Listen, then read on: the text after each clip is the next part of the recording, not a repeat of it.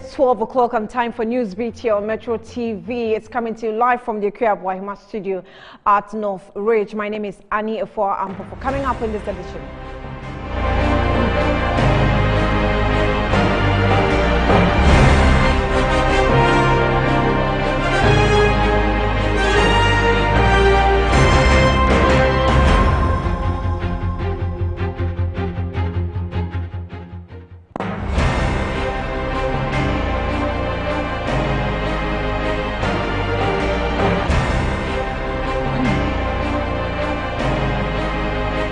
Member of Parliament for North Horn describes as waste taxpayers' money the office of the Special Prosecutor following the nominee's responses before Parliamentary Appointments Committee and calls for the office to be scrapped.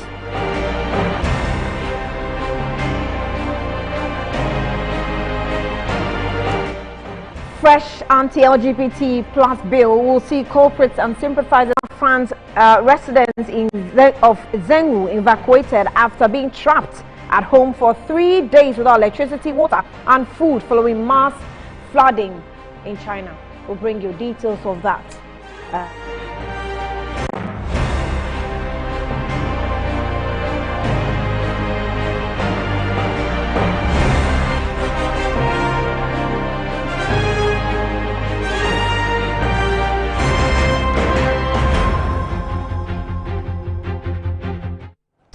You're welcome back. My name is Ania Fompofu. On the first story, a member of the National Coalition for Proper Human Sexual Rights and Family Values, Dr. Samuel Ofori Onwona, and board member of the LGBT Ghana, ROSLYN MOULD, clashed over a fresh LGBT bill yet to be laid before Parliament.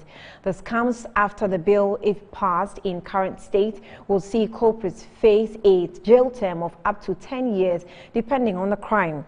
Now, we'll hear from the member of the LGBT community in Ghana and the drafters of the bill. But first, here are some details of the report on the anti-LGBT+ bill.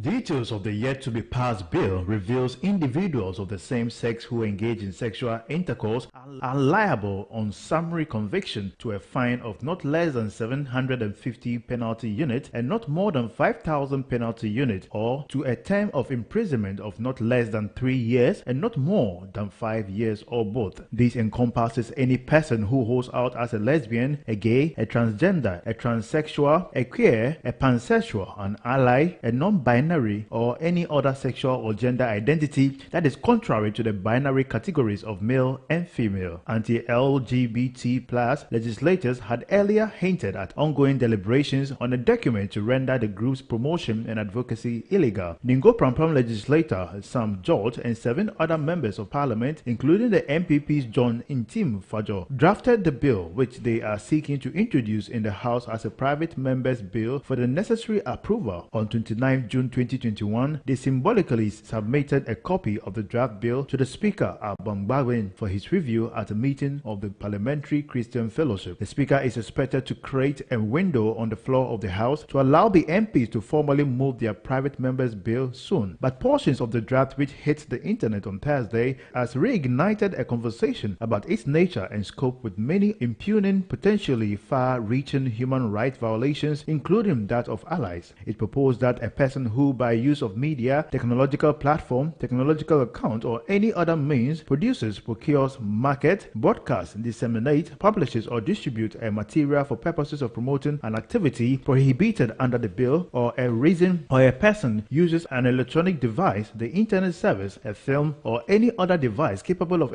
electronic storage or transmission, promoting an activity prohibited under the bill, commits an offense and is liable on summary conviction to a term of imprisonment of not less than 5 years and not more than 10 years. The draft also suggests that persons who engage in activities that promote support, sympathy, or a change of public opinion towards an act prohibited under the bill are liable on summary conviction to a term of imprisonment of not less than 5 years or not more than 10 years. The bill is also proposing the disbandment of all LGBTQ+ groups, societies, associations, clubs, and organizations. All groups in existence before the bill came into existence and are intended to promote such activities are to be disbanded. Persons who contravene this provision could face up to not not less than 6 years or not more than 10 years in imprisonment. But some 51,000 tweets generated since the issue went public have relayed some thought on the matter. Some social media users say the seeming antagonism against pro-LGBT activism as indicated in the draft is unwarranted. While some users support the development, many others also claim the vagueness and broad scope of infringement range per the bill gives wiggle room for its abuse.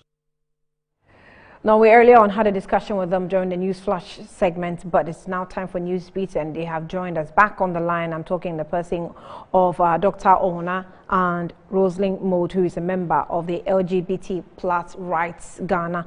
And Dr. Ona is also a member of the National Coalition of Proper Human Sexual Rights and Family Values. Thank you, gentleman and lady, for joining us once again. This time, I hope you have taken a breather so we can have quite a decorous discussion. So let me start with Doctor. Your position, please. Just a quick point, please, before you start. Quickly. It is just barely 2 hours before the program that I received a call from Joy TV. And they talked to me about the bill, that the private bill that has been gazetted, and wanted to invite me to discuss. So the impression I got was that a new bill has been released. The public is not aware of it. I'm an executive member of the coalition, and they want me to come and help educate. If you want to do this type of discussion, you do it at a much later stage, when the bill is out and people are fully informed. If you had told me, in fact, when I joined the program and saw the lady, ROSLYN, because I know her, ROSLYN, when I saw her, I knew what you were coming to do. If they had told me this was the purpose of the meeting, I wouldn't have come. But out of respect, when I saw her, it wouldn't have looked nice for me to just back out at the beginning of a program that I've accepted to participate in. Right. So please, the normal thing you should have done at this stage, I passed this bill out yesterday, the draft, to over 1,000 people. And many people are now in the process of reading through it. Okay? Right. So the ideal thing you want to do in journalism is to bring the National Coalition team, ideally Sam George and the 1 or 2 other people who drafted this thing, to walk the public through the whole thing for people to see what is in and what is out, what are the limitations and what not. You who are presenting the program are reading. So, Doc, I will take. Finish. Excuse me? You are reading portions of it. People don't know what it is entailed in this thing. So I will take the opportunity for the miscommunication and apologize for that. There's no plan to. I was in the process of drafting a letter to your CEO that if it continues, I will never participate in any program. No, you don't have to worry about that. Not done. There's no plan to pitch you. It's not done that way. There's no plan to pitch you, and I repeat, there's no plan to pitch you against anyone. It's all part. To you. You see what you have done. Doc, what is wrong with if I may what also. What is wrong with this procedure is this. If I may also have, if I may have an opportunity. Please listen to me. If I may have an opportunity. I am interested in participating in a program like this after the public is well informed. This thing has just come out. The vast majority of the public doesn't know the content. So let's go straight. So let's go straight to the point. I've already earlier on apologized for what you thought it was. It's a miscommunication there, so apologies for that. Let's go to the issue, and it's part of giving the public the information, maybe before changes are made. You don't give the public information with an argument platform. You don't do that. Doc, the argument... the public information. The best form of journalism is when you hear both sides of the story, not just My father is a journalist who came to train Ghanaian journalists here. I know what journalism is all about. a board member Doc, to come and also speak on behalf of Doc, the I will have my say by letting you know that we practice the best of journalism standards here at Metro TV, and we will not be subjected to ridicule. We do not do that here. We didn't pitch you against anyone. It was just a miscommunication or misunderstanding between the two guests, and that is what happened. We apologize for that. If we can go on to the matter of discussion now. So, ROSLYN, if you're still with me, let me come with you as Dr. catches his breath. For now, what are you going to do following the earlier discussion we had on Newsbeat? What are you going to do?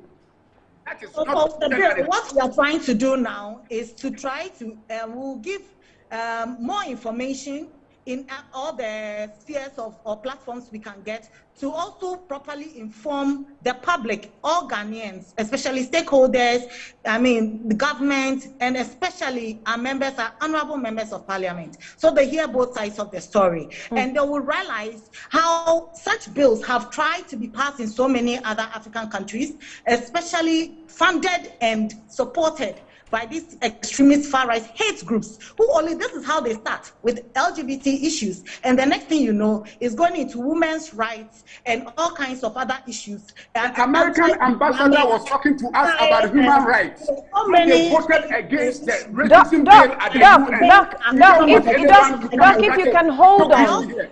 Doc, if you can hold on, I think I was that... jump in. No, I will... That is why this approach is wrong. I will give you... Me the platform to educate the people about what the bill entails. So to ask questions, and then you can bring them later on. So I will give you the I will give you the chance to speak. What this is all about.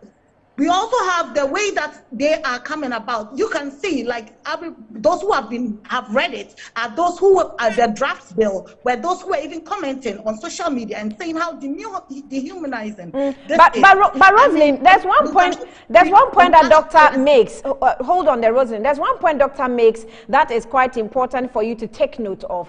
He says that you are suffering from the extremists attacks of society, and this bill actually comes in to protect you. Don't you see it that way? This is very, very false, because if you read the way you are organizing this thing, what they mentioned, even with that, don't give me the opportunity to I'm going to look up right now. Doc, I'll give you the chance. I will give you the chance. Just hold on a moment. We have issued a draft bill. Shouldn't we be the ones talking to the public about what the draft entails before you bring the opposition to come and talk about it? What type of journalism is this? By use of threats of violence or intimidation. Which LGBT group has ever been violent or intimidation? The violence and intimidation keeps on coming out from religious groups. Okay. That's where the vigilance. When you go to a church, all right, and force them to bake you a cake, all right, and if they refuse to take the cake, you take them to court. Who is being violent? Okay, ROSLYN, if you can hold on there. I asked them to bring the evidence as well from their side. Okay, ROSLYN. This is exactly the point I'm making. We don't want a platform ROSLYN, their action. all right, ROSLYN, hold on there. Okay, kindly, ROSLYN, kindly hold on there. ROSLYN, do hold on. Let me go to Doctor. The program with me separately. Doctor, it's rather unfortunate that you keep attacking us, but we'll still have the conversation with you. So they actually feel that, well, they've seen, or we've all seen, excerpts of the bill. It's fair if they belong to a group and are not comfortable with some of the excerpts they have come across, isn't it? For yourself, when you use this approach, we have issued a draft bill. The first thing you want to do is to engage us to find out what the bill entails. We haven't even had the opportunity. I sent this thing out only yesterday. Only yesterday. Very few people have seen the bill. So the first thing you want to do is to give us the platform to share what is in the bill. What you have to give us the platform. No, ROSLYN, please hold on there. ROSLYN, please hold on. ROSLYN, I'll plead with you. ROSLYN, kindly hold on. ROSLYN, hold on, because I need to hear him clearly. So kindly do not interject. Thank you. Doc, kindly go on. Madam. Yes. I am in the process of drafting a letter to your CEO. This is poor journalism. I know Metro TV does a wonderful job, but this one is a poor approach. What you do is... All right, so we will also send our message to a member of the National Coalition Proper Human Rights, Sexual Rights and Family Values, Dr. Samuel Ofori Ongona. This is not poor journalism. This is an information that's been given and it's already public knowledge. It's being shared on social media, which is now even joining the discussion when it comes to opinion sharing. And so we have the right to also speak to you and find out some clarity. And if viewers will be fair, I think right from the beginning, that was the first question we threw to doctor to find out if he's satisfied with what they've captured as a bill. And he started, explaining. And then ROSLYN comes in and there is impatience to listen to each other. So nobody pitched you against another. It was just your own impatience that actually ended up there. So thank you for your time anyway. We will be waiting for you in the office, as you put it. Now let's take some other stories. And social society organizations and the minority in parliament say Special Prosecutor nominee Kisi Ajabing must build collaboration and properly establish the office of if he is to succeed. Now it comes after Parliament's Appointment Committee unanimously recommended the approval of the nomination following his vetting yesterday. We will hear from the anti-graft campaigner, but first, listen to the 43-year-old Special Prosecutor nominee responded to queries by members of the vetting committee on how he will fill the shoes left behind by his predecessor Martin Amidu. The nominee for the office of the Special Prosecutor, Kisi Ajabing, yesterday refuted claims that he was a surrogate for a law firm involved in the controversial Ijapa deal. He told Parliament's Appointment Committee during his vetting that those making such claims are uninformed. Whoever says I'm a surrogate of a law firm or implicates me in the Ijapa transaction clearly does not know me. Because if you know me, you wouldn't make such allegations. And so all these things that came up, I took it as coming from uninformed positions. Because I was not involved in the Ijapa transaction in any form or manner, by any stretch of the imagination, however fertile. The nominee of the office, Kisi Ajabing, then indicated how he will make corruption a high-cost venture in the country. I'm not naive to assume that I'm coming to stop corruption. There is no way I can stop corruption. God himself will not even acclaim to that. But I am going to make corruption very costly, very, very costly to engage in. This is how he answered critics who says he is too young to occupy the position of Special Prosecutor. I qualify to be the President of this Republic. I am age mates with the President of the French Republic. Indeed, he should forgive me for saying this. I'm a year older than the Minister for Justice and Attorney General. We were mates at the University of Ghana and Ghana School of Law. He is the Minister for Justice and Attorney General. There's no question about his age. Why then throw issues about my age? In terms of experience, as I stated much earlier, I was called to the bar some 18 years ago. I qualified to sit on the Supreme Court of Ghana. Indeed, I'm 3 years past the qualification for Supreme Court. Speaking to journalists moments after the meeting, Chairman of the Appointments Committee, Joseph Osei Usu, said the members were satisfied with the answers provided by the nominee, hence the approval. It's before the House, to determine approval or disapproval of our recommendation. My observation, my committee's view is simply to recommend the House to approve the nomination or not.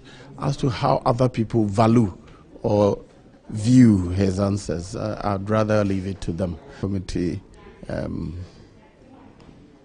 unanimously agreed to recommend him to the House for approval. The House of Parliament will later debate the report of the committee to decide whether the nominee will be approved or rejected. Meanwhile, an anti-graft campaigner, Edem Senanu, has applauded the appointments committee for unanimously endorsing the nominee, Kissi Ejabing. He spoke to Mora Udu on Newsline yesterday.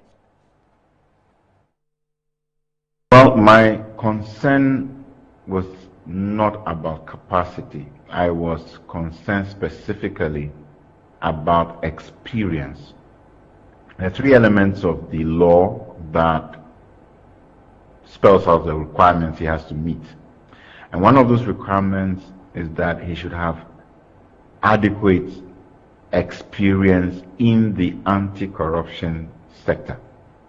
And I felt that the information provided on his CV did not, as it were, capture sufficient experience for us to know whether he will be able to deal with the multifaceted, hydra-headed kind of corruption we face, and the likelihood that, as we say, corruption fights those who attempt to fight it, whether he would have a tough skin enough to deal with it. So that was the concern I kept highlighting.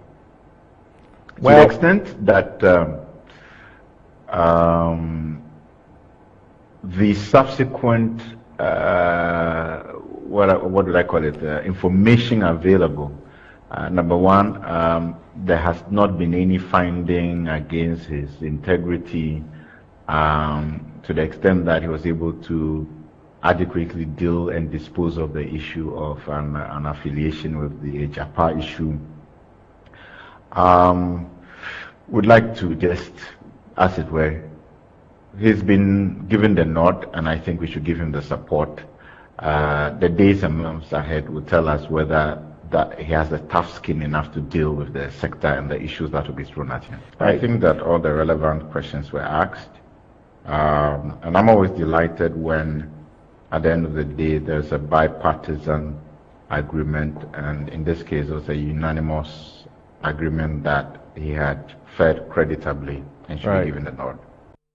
Now, a member of parliament for North Tongue constituency, Samuel OKUDZETO ABLAKWA, has described as a waste of taxpayers' money the office of the special prosecutor. This comes after the office nominee, Kissi Ejabing, responding to questions before Parliament Appointment Committee yesterday, said he can't stop corruption, but will make it a costly venture. Managing Director of State Transport Corporation, Nana Komia, reacting to these claims, said he disagrees with the comments, adding Kissi Ejabing is the right man for the job. How are you going to fight? I'm not surprised that he himself says that he's not here to stop corruption. He says he'll make it costly. He'll make it costly. How is he going to make it costly? How? When he is conscious of what happened to his predecessor. What did Martin Abidu say? Go back to the Martin Abidu epistles. He said, look, the greatest mistake he made in his life, ever, and this is Martin Abidu speaking, was to have trusted Nana Akufo-Addo that he meant the fight against corruption, that he was committed to the fight against corruption. That is the greatest mistake he ever made in his life, to have been deceived by what he calls the mother serpent of corruption. So in this climate, what are you going to achieve? Close down that office. Close down the office. I mean, this whole business of an office of special prosecutor was because we said attorney generals sit in cabinet with colleagues, you know, they are not independent enough, so we need an independent person who will be very, very ruthless, neutral in the fight against corruption. Now we are opting to go for people who we are more comfortable with, and we think that this office will deliver any goods. No wonder if you follow social media yesterday, nobody is interested. Well, Samuel OKUDZETO has made statements that don't hold any water at all. It's just, as usual, trying to. These days he tries to strike a straight line, but once in a while he slips into this propaganda thing.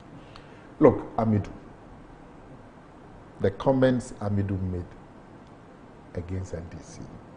If we are to repeat them. Which you used and read to us on this show all the time. Absolutely. Yeah. I still have, if we had time, I'd have read a lot of them. He's also reading some to you.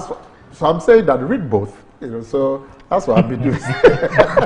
if we believe Amidu on John Mahama and we used it, shouldn't we believe Amidu on Nana Akufo-Addo and use him? I don't have a problem people quoting Amidu. But St. Martin. Quote what he said about you. Otherwise, I'll bring it out and quote what he said about you. So don't come and beat us over what Amidu has said. Otherwise, we'll beat you over what Amidu has said about you. You're still watching Newsbeat here on Metro TV. We'll take a quick breather. We'll be back.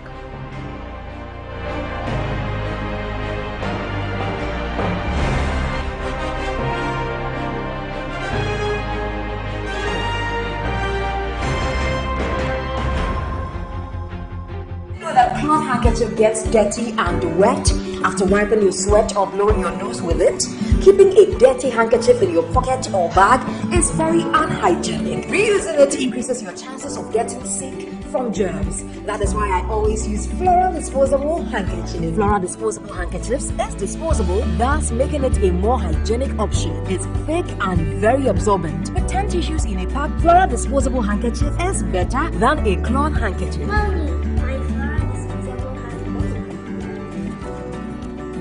The Flora toilet roll, Flora multi-purpose paper towels, Flora table napkins, and Flora box tissues in a shop near you. For both purchases, call Delta Paper Mail on 0243 033 033. Are you tired as a consumer in Ghana when it comes to issues that confront you as a consumer? Worry no more. Kofi Capito, I'm here to give you the information, all that you need to make sure that your right is protected as a consumer. We have too many laws and agencies that should protect the right of the consumer. I'm here to give you the information that will help and assist you to get goods and services delivered to you without any worries. Watch the Capito Show on Metro TV.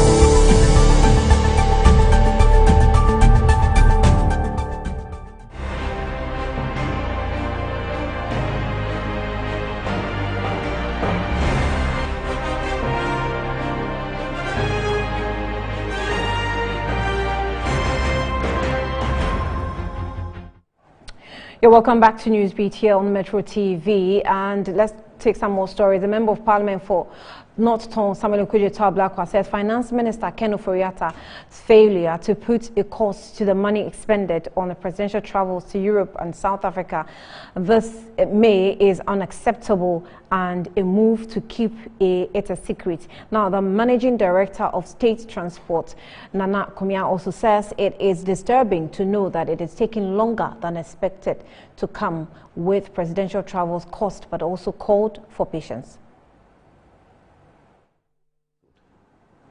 Has left Parliament further weakened. It has undermined the authority of Parliament. Why? Parliament should not have allowed one minister to treat Parliament this way, so contemptuously, so arrogantly, with such disdain and disrespect. Parliament should not have allowed that. All ministers are equal, and we are all, including the President, the Commander-in-Chief, we are all under the Constitution and the standing orders when it comes to parliamentary procedures and practices. But indeed, if this were the answer, then if you receive the question on the 14th, you should be able to give this answer in 5 minutes. Exactly. That is, if this indeed was the answer. Yes.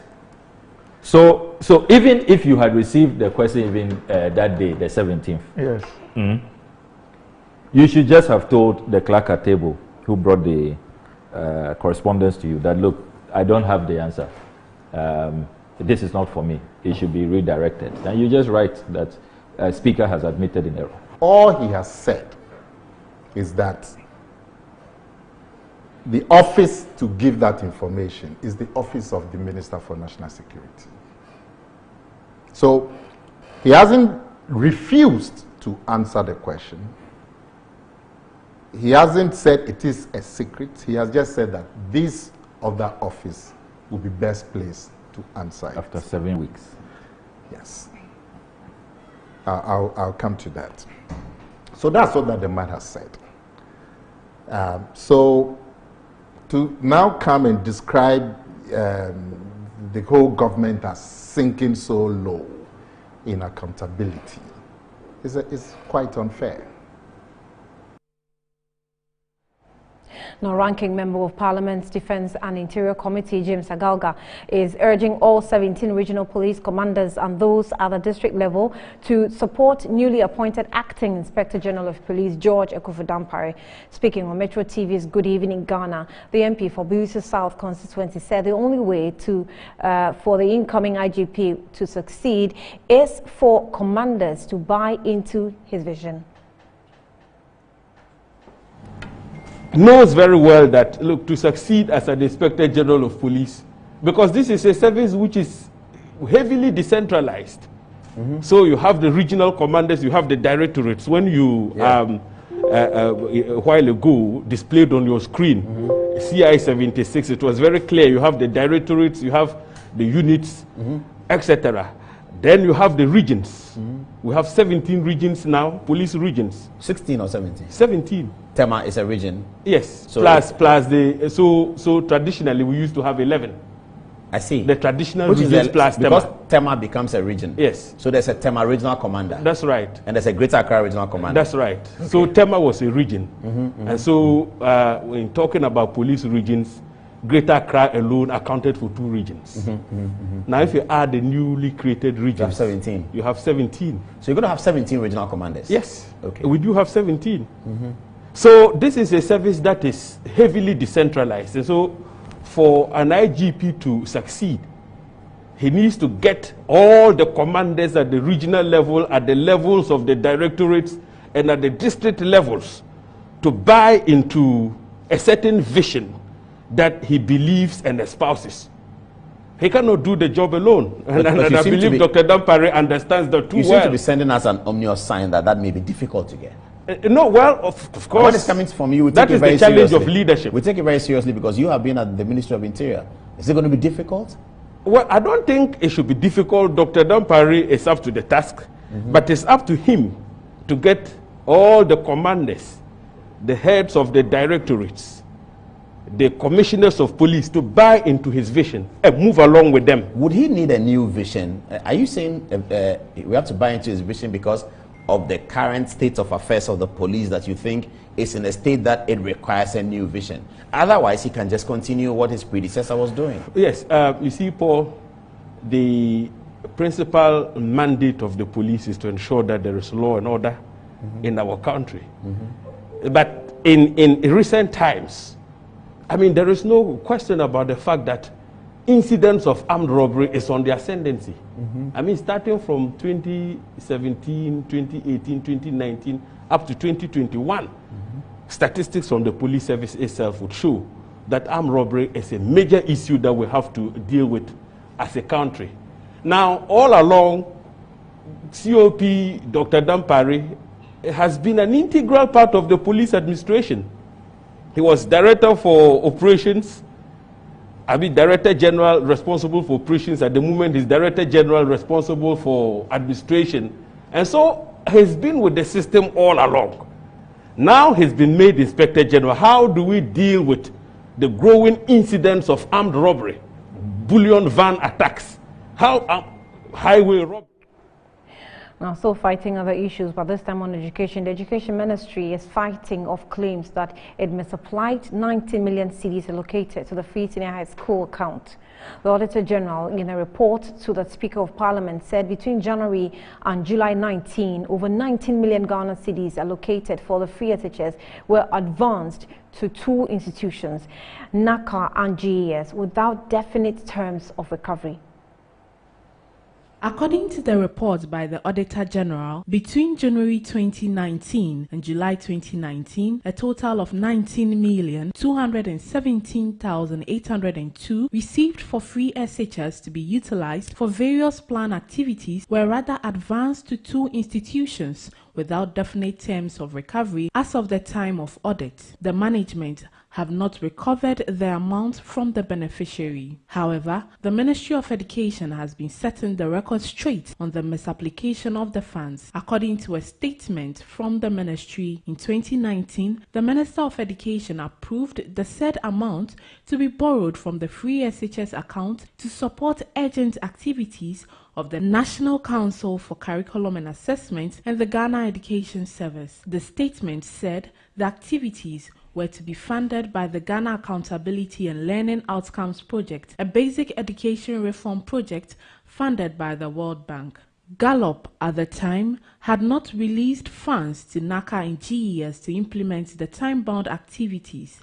The ministry also clearly stated that NACA and GES have since paid the borrowed amount into the free senior high school accounts. You're also watching Newsbeat on Metro TV. It's time for us to take some business updates. Kenneth is here with me. Kenneth, good afternoon. Good afternoon, Annie. Now, coming up in business, the Ghana Revenue Authority says only 6 million Ghanaians pay taxes. Details next.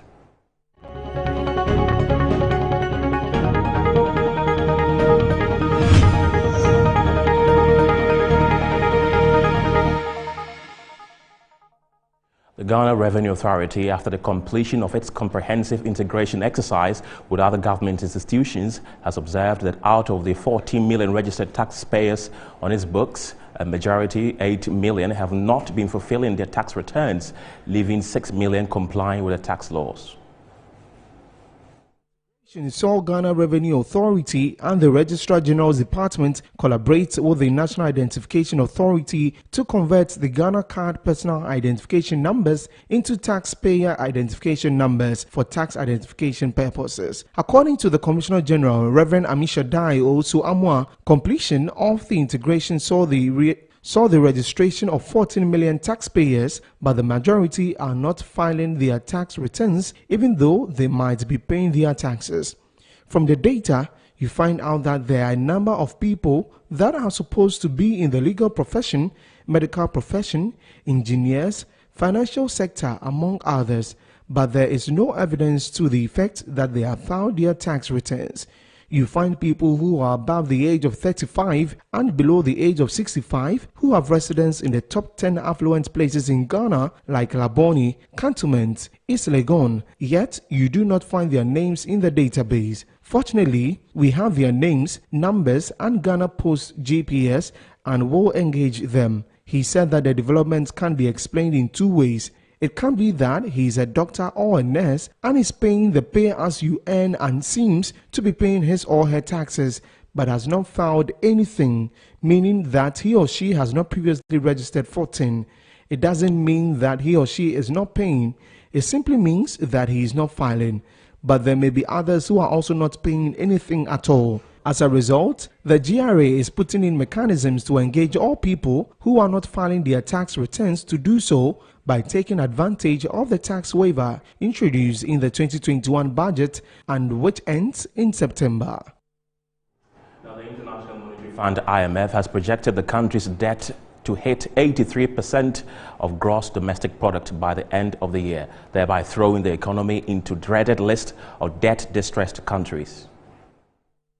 IMF said the fiscal consolidation was needed to credibly tackle the debt burden, especially at a time when the economy was still shouldering the liability of a high-risk debt-distressed country. In a statement issued by the IMF Executive Board on July 20, after it concluded a 2021 Article 4 consultation with Ghana, the fund quoted the fiscal deficit, including the energy and financial sector costs, at 15.2% of gross domestic product and the debt to GDP ratio at 79% for 2020. It said while the government's response to the COVID-19 pandemic was commendable, it contributed to a record fiscal deficit and increased public debt vulnerabilities for the economy. It's noted that the risks to the country's capacity to repay its loans had also increased, but added that they were still manageable and that Ghana's capacity to repay the funds remains adequate. In this context, directors stressed the importance of entrenching prudent macroeconomic policies, ensuring debt sustainability, and pressing ahead with structural reforms to deliver a sustainable, inclusive, and green economic recovery, the statement said. It, however, noted that the envisaged fiscal adjustment could aim to protect the most vulnerable in society against further financial distress. In that regard, the Executive Board said considerations could be given to more progressive revenue measures and a faster return to the pre-pandemic level of spending with a shift towards social health and development. Now, the Bank of Ghana has given approval to 11 out of 23 banks to pay dividend to shareholders in respect of the 2020 financial year. Following the effects of the COVID-19 pandemic, the central bank introduced some regulatory measures that include the financial institutions meeting certain key requirements before they could pay dividend to shareholders. The move was to prevent any pressure on the city and the economy, as some of these payments were to go to investors outside the country. Some banks, including EcoBank Ghana, GCB Bank and CalBank, have already paid dividends to shareholders. Deputy Head of Banking Supervision at the Bank of Ghana, Ismail Adam, said at the UPSA Law School Quarterly Banking Roundtable webinar that the decision by the Bank of Ghana is to build robustness in the banks post-COVID-19. Let's now take a look at how the city is performing against other major trading currencies and also the prices of some commodities on the world market.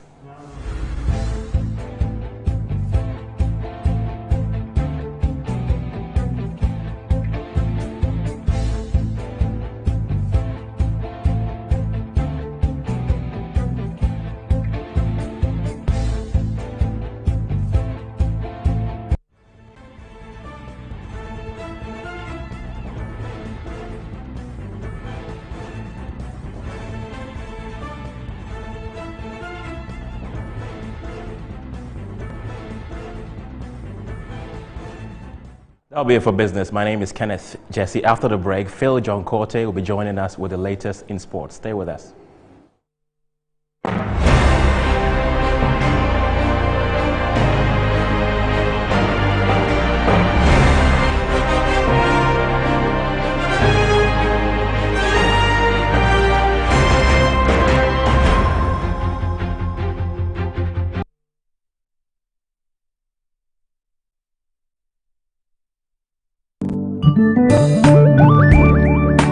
In Ghana and in Africa, there is only one place to look to get that luxurious design and decor for your offices and homes. Visit Jamila Home. We give you the climax of luxury wherever you find yourself. Presidential and executive office furniture, living room sets, dining set, stunning mirrors, adorable wallpapers, lovely king and queen size beds, valuable antiques and antique goods, beautiful chandeliers and more. Into the bargain, we provide caring customer service, prompt delivery service, skilled and artistic full house design and decor services, and free decor ideas for your space. Our products and service is unparalleled, boasting of top-tier clients all over the globe. Jamila Home, home of first-class quality furniture, beautiful chandeliers, and antiques. The search for a reliable partner in. We also have available the sale of Camel car batteries, which and Kia spare parts. Zonton coaches at www.saautomobilegh.com. SA Automobile. The pleasure of doing business with you is all ours.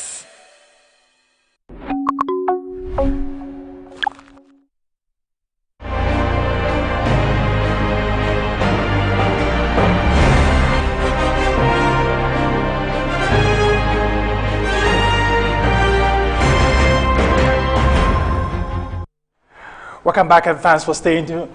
Up next, we're bringing you sports.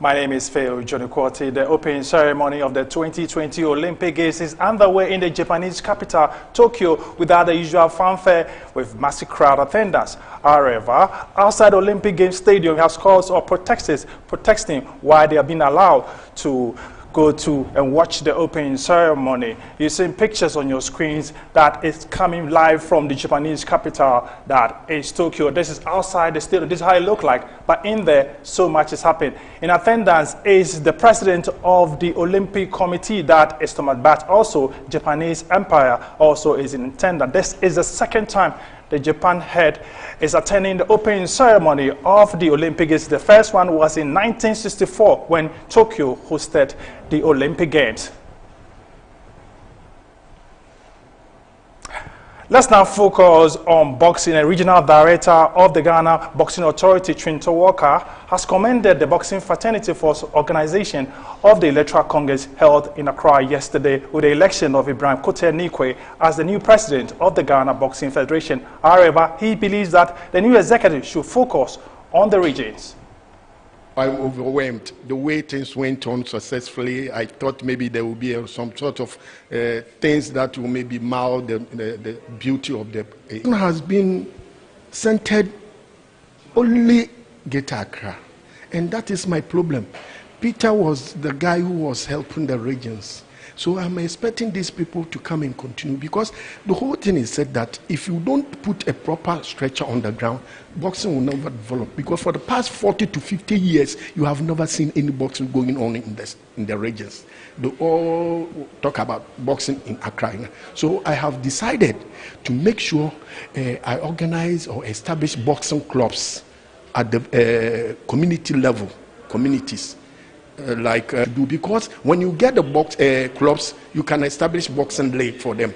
The league too will be taking place every 2 weeks, and that will also be change up the people, sensitize the people, or even let the people know to feel. Trinto Walker over there of the Ghana Boxing Federation at the regional level. Let's focus on the NTN-FA Cup now. Ahead of the NTN-FA Cup quarterfinal tie against Elmina Shak, a director and a board member of Hatsufolk, Dr. Nyao Tamaklo, has indicated that after announcing the Ghana Premier League, the Phobians must focus in winning the FA Cup tie. Presently, I think we have before us the FA Cup. We want to have a double cup. And I would like to appeal directly to the coach that this particular FA Cup should be taken seriously. The match should be taken seriously. Where we've reached, we should be able to come to the finals. The FA Cup is a challenge to the coach and the players in particular. I'm glad the captain is here. You make sure you add that to the League Cup that we have. And I can assure you, we are definitely going to Africa and come out very successfully. Thank you very much. Dr. Nyao Tamaklo is the director of Accra Hatsufolk, enticing and also ensuring the players will get to the FA Cup final. My name is Feo John Kwote. Harriet is standing by for the latest in showbiz. Thank you, Johnny. It's time for entertainment on Newsbeat. There's more after this.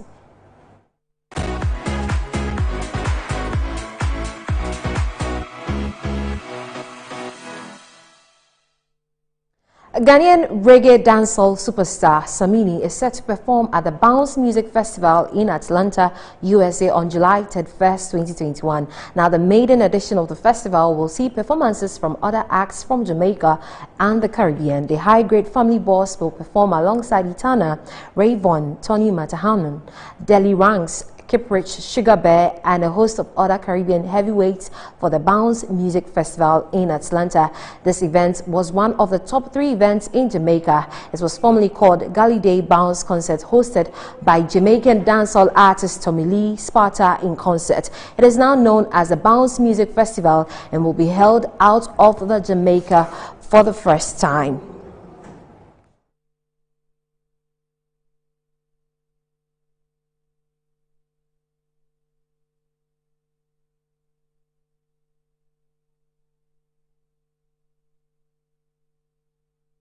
American rapper Kanye West premiered his 10th studio album titled Donda at a sold-out listening party in Atlanta, Georgia yesterday with a surprise feature from Jay-Z. Kanye West hosted a launch party at the Mercedes-Benz Arena in Atlanta for Donda, an album named after his late mother. It is a follow-up to his 2019 gospel album, Jesus is King, which won Best Contemporary Gospel Music Album at the Grammys earlier this year. He originally teased the album in July last year, but it was never released, and earlier this week, rumors surfaced that the much-anticipated album will drop after influencer Justin LaBoy revealed West played the album to him and basketball player Kevin Durant in Las Vegas. Collaborations on the album include Pusha T, Lil Baby, and Travis Scott, but it was Jay-Z's entrance for the first song that surprised many fans. This was the first time the pair have worked together since they appeared on Drake's Pop Style in 2016 and before that in 2011 on Watch the Throne. Jay-Z's verse on the final song included a reference to a red cap, a note to West wearing a Donald Trump Make America Great Again hat, as well as teasing more work with West. He's done miracles on me. So for entertainment news on Newsbeat, my name is Harriet Adi. Over to Annie for the rest of the news. Thank you, Harriet. We'll continue with the news. Let's go for the international news.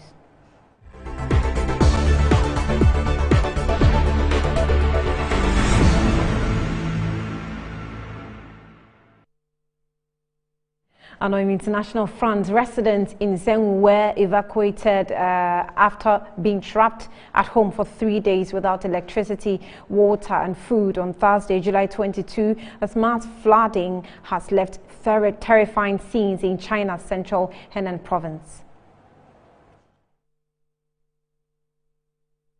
Yang Yanling, a mother of 2 daughters, has been trapped at home for 3 days. She told Reuters she had no food or water and had been without any connection with the outside world.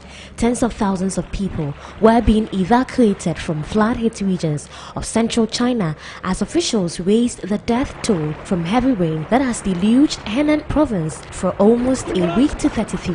The fatalities included 12 people who were killed when the subway in the provincial capital of Zhengzhou, about 650 kilometers 400 miles southwest of Beijing, was flooded this week. This week, Zhengzhou became the epicenter of extreme weather in central China, registering 617.1 millimeters 24.3 inches of rain from Saturday, July 17 to Tuesday, July 20, almost the equivalent of the city's annual average of 640.8 millimeters, that's 25.2 inches. Displaced families in the Democratic Republic of Congo are in dire need of shelter after escaping violence in the east of the country. The agency and its partners are providing shelter, but as the situation continues to deteriorate, more assistance is needed. Ongoing conflicts in North Kivu alone has forced nearly 2 million people to flee their homes. More than 100,000 displaced people were assisted with emergency shelters in 2020 and almost 14,000 so far in 2021. But needs remain high as attacks by armed groups continue to displace people in the province, with many forced to flee multiple times. Women and children are particularly vulnerable. Elodie Kavugo, 41, and her children escaped fighting at home in eastern Congo after armed groups attacked their village. They walked for days on foot looking for a safe place to settle. They lived in a leaking tent for 9 months. UNHCR and other partners later provided them with food, healthcare and a brick house. We assist in emergency, so we provide tarpaulin to IDPs who have recently been displaced so that they can themselves help build some emergency shelter. But also we adapt to the condition of the area by providing support to the community so that they can have shelter similar to what is in the community, and that facilitates their integration in the host communities. Over 2 million internally displaced Congolese fleeing their homes in North. Well, that's all we have for you for Newsbeat here at Metro TV. Came to you live from the Ikuya studio. At 2 p.m., Good Afternoon Ghana will come your way with an interview with Sweet Ajele, who is a social media chef. And she'll be having this interview, a personality interview with Francesca Kaka Forcing. And at 4, we'll come your way with News Flash. Later on in the evening at 7, we'll be back with News Night. My name is Annie Efua Ampofo. Thanks for watching.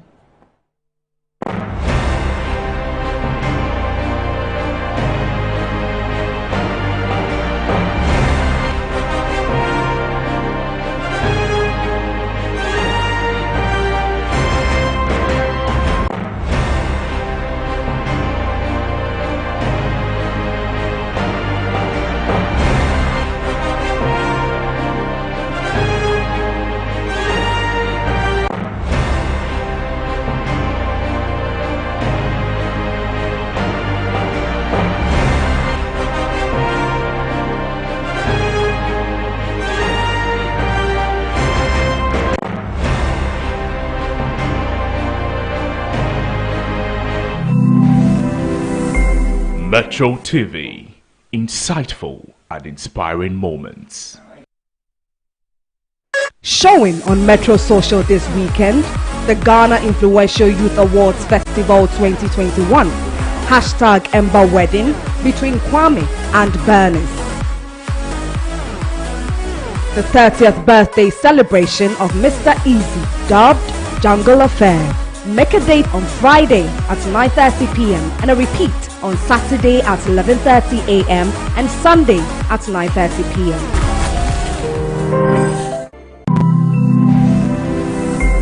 Metro TV, insightful and inspiring moments.